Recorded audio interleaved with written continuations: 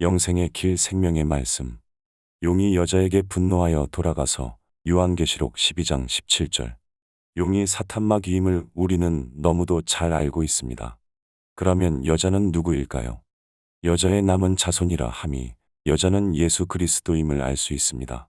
사탄이 이 땅에 오신 예수님을 자기에게 굴복시키려고, 즉 죄를 짓게 하려고 죽이기까지 했으나 결국은 실패하자 분노하여 사탄마귀가 예수님의 인을 가진 참 성도들을 죄를 짓게 하는 일을 위해 짐승의 우상에게 경배하게 하고 짐승의 표를 주고 매매하는 일을 통제하는 일로 하나님의 백성인 남은 자손을 강제로 죄를 짓도록 싸움을 전개하겠다고 합니다.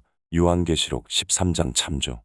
하나님의 인을 가진 남은 자손의 특징은 하나님의 계명을 지키며 예수 증거를 가진 자들이라 고합니다.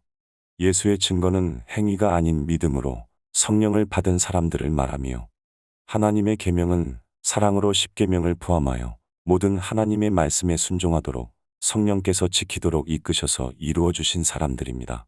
즉 행위로 구원받으려는 자가 아닌 믿음으로 율법을 굳게 세우게 된 사람들입니다.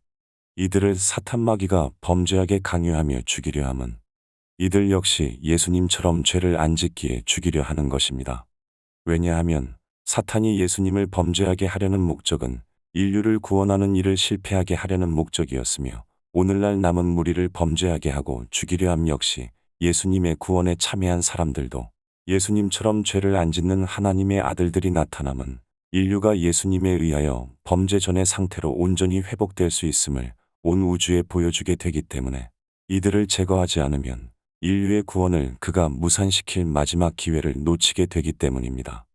즉 사탄의 주장은 피조물이 온전히 율법을 못 지킨다는 것이었고, 하나님께서는 지킬 수 있다는 게 하나님의 주장이었기에 대쟁투는 율법을 지키느냐 못 지키느냐가 핵심입니다.